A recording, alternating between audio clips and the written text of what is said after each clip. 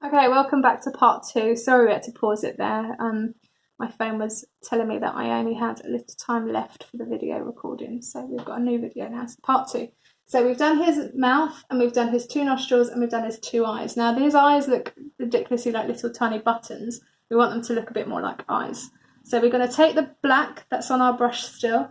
We're going to very carefully and gently just go around the top of those spots that we've done as eyes, okay? And now going into our white, so you don't need to clean your brush at this stage. Going into our white, we're putting quite a bit of white on this now because otherwise it'll be just black coming through. So I've got quite a bit of white on there.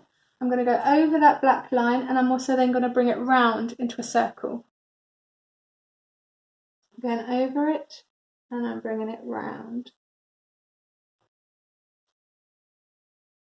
And I'm going to do the same for the other side, almost like we're making little glasses for him. And now I'm going to rinse off my brush because I do now need a clean brush. I'm going to get rid of all of that black that was hiding underneath. And I'm going to dip in, drying it off, and I'm dipping straight into the white. Okay, so I've just got white on my brush, nothing else right now. And then I'm just going to go over those areas. So we're keeping his black pupil in place. And any area that I've just painted in the black or the grey, we're just going over. And we're going to do the same on the other side. So a little bit more white, keeping that colour nice and vibrant. And bringing it down and all the way around. So what we should end up with is almost like a grey top half and a white bottom half. Okay?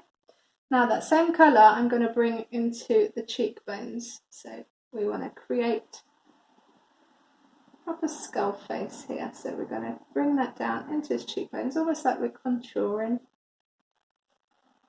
And then that side as well, okay? And any excess that's on your brush, just slap it on his forehead. Give him a bit more definition. Okay? Now, you'll see that there's quite a bit of white still. So we're going to fill in the rest of the C that we can see. C that we can see is a bit of a tongue twister. And I'm also going to fill in between these posts. However, I'm leaving this completely clear. So leave this area, leave this bottom corner free, because this is where we're going to paint our planks of wood. Okay, so right now we're just going to finish any of the C area. So I'm going to put you on pause whilst I finish that, and I'll see you back in a second.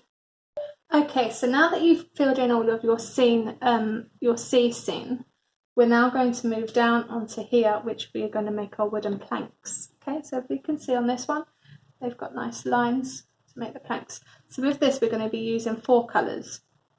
First one we're going to use is orange, then we're going to use some red, then we're going to use a little bit of white, and then we're going to finish with black. So you can use whichever brush you like for this one. It's entirely up to you. I think I'll probably use the larger brush just to get the planks in, and then I will use the smaller brush to add the definition to after. So starting with my larger brush, I'm going to use some orange. And I'm just going to do some random lines. It looks a bit odd. Trust me, the process works. Okay, some random little lines going around everywhere. Okay, don't need to be too tidy with it, as long as it stays within that area. Then we're going to use the red. So I'm going straight over the red with the orange on my brush already. I'm going to just use small lines dotted about the place. Okay, so we're just sort of filling in that area now. And then I'm going to pick up my black, just a little bit of black, a few lines in there. I'm going to add some white in now. You might be thinking, what on earth is she doing? That doesn't look like wood. So a little bit of white. Oh, it's a bit of a mixture of all colours at the moment, my white. And now I'm going to clean my brush. I'm going to clean my brush and I'm going to dry my brush. Okay, and here's why. Because once that's done, I'm now going to, in nice long lines, go over all of those colours. And they will mix, and that's absolutely fine, because we actually want that to happen. So you're going to blend them all together. Keep the lines going in the same direction, whether it's going up or going down, but keep them in that same direction. You don't now want to be going zigzags across, okay? The reason that we're keeping it in the same direction is because we're making wooden planks. We want them to be all facing the same way.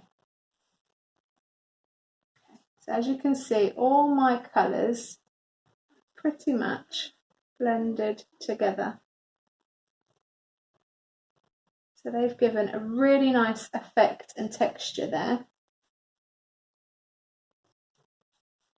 Okay, so hopefully you've got something that looks a little bit like that. Once you're happy with the blending, we are then going to add in some little black lines, okay? So using your smaller brush, we're going to put some black on there. And we're going to do some capital T shapes, or capital T, but we're going to do it on the side. So you imagine if you've got a capital T and you're going to flip it on its side and it's like that, okay? So we're going to do that sort of shape, or it could be the other way, it could be that way, okay? So combination of the two.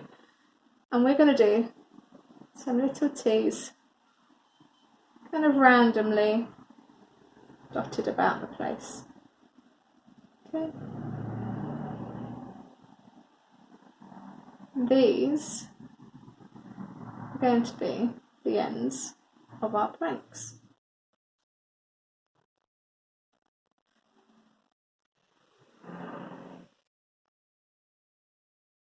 A few lines going in, which you are more than welcome to do as well.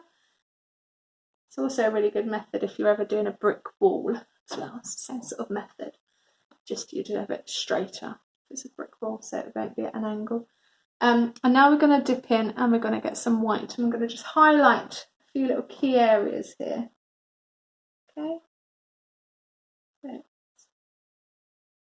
now you can see that my colours have gone a bit watery looking on this one. So don't be afraid to just go over it again if you want it to look a bit darker and more vibrant. I quite like how it's looking because it makes it look like that sort of washed out effect, which is also quite nice. Okay, I'm just going to take my larger brush again. There's nothing on this brush, it is still dry. And again, I'm just going to blend a little bit of that away. Okay, because we don't want it looking too perfect. It's an old wooden boardwalk. So we don't want it looking too wow. Now, you can see my orange lines, they're not very defined and no one would really know what on earth they are. So we're going to go over them and we're going to highlight them a bit more and give them a bit more definition so that it's very clear that we can see that that's a post, that's a fence that he stood up behind. So with the smaller paintbrush again, I'm going to dip back into my orange. I'm also going to put a little bit of white on my brush as well. So I've got the two colours on there. Do you see that?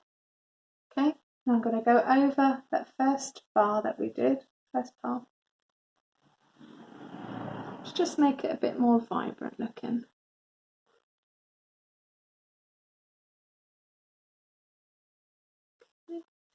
Don't be afraid to build up your colour.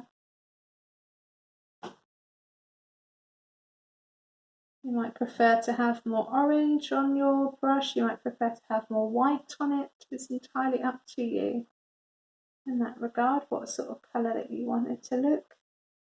Once we've done that, we've got a nicer, more defined line. Just going to bring it down here as well. We then need to put in some light and shade and a bit of definition to it. So in order to do that, we're going to dip into our black. So I've still got my orange on my brush. I'm going to dip into the black just ever so lightly. And where our blue meets, we're just going to go underneath where that blue is and just paint over. Okay. So you've got the black on. We're creating a nice vibrant line there. If you prefer to use blue, by all means do. I'm rhyming so much today and I don't even realise it. I'm just going to bring that line all the way down.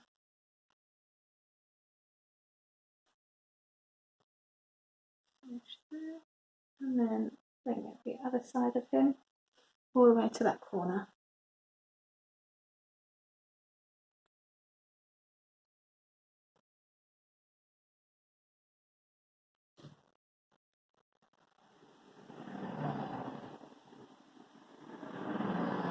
Okay, now we want to add in, if you can see here, there's a little bit of light and shade there. So now we're going to add in a little bit of white.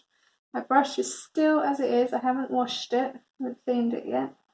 It's entirely up to you if you want to, but because it's now got a bit of black on it, it's going to give that sort of nice, almost dirty kind of texture to it all.